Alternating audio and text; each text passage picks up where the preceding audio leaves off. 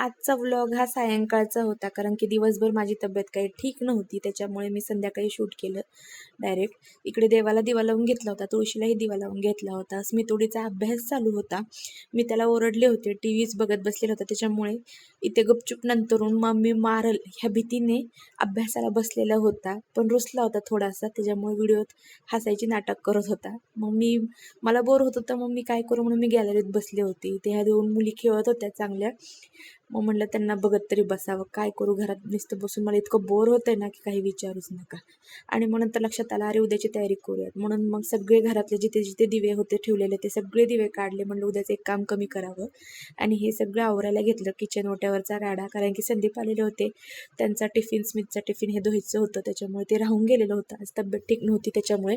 मग ते सगळं करायला घेतलं मी पटकट. हे काम आवरत होते तेवढ्यात संदीप आले होते बाहेरून, त्यांना मी फुलं आणि दूध घ्यायला पाठवलं होतं. उद्यासाठी फुले लागतील दीपपूजा करण्यासाठी. मी काय बाहेरच्यांची फुलं तोडून आणत नाही कधीच, विकतच आणते. इकडे सुवर्णसिद्ध जल उकळायला ठेवलेलं होतं आणि संदीप इकडे जिमला चालले होते. आज त्यांचा आनंद काही वेगळाच होता, कारण की त्यांची आज आखाड पार्टी होती. स्मित आणि ते दोघं बाहेर जाणार होते म्हणून खुश होते आज ते दोघं. मग मी माझी भांडी आवरली, इकडे माझं पाणी उकळलं होतं. याचे फायदे मी नक्कीच तुम्हाला शेअर करेन. हे प्रेग्नन्सीमध्ये पिलेलं खूप चांगलं असतं. इकडे माझ्या स्मितुडीचा अभ्यास चालू होता, तोपर्यंत मी सकाळची तयारी करून घेतली होती. हे स्मितुडीचे आणि संदीपचे बदाम ते सगळं भिजू घातलं होतं आणि हे माझे भिजू घातलेले होते.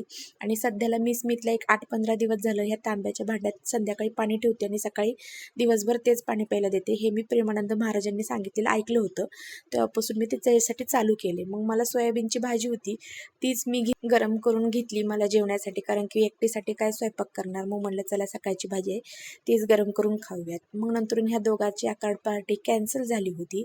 संदीपचा मूडही नव्हता आणि मेन म्हणजे स्मितुडीचा मूड नव्हता. मग दोघांनी मला परत ऑमलेट करायला लावलं. त्यांच्यासाठी परत माझा ढाबा मला खोलावा लागला.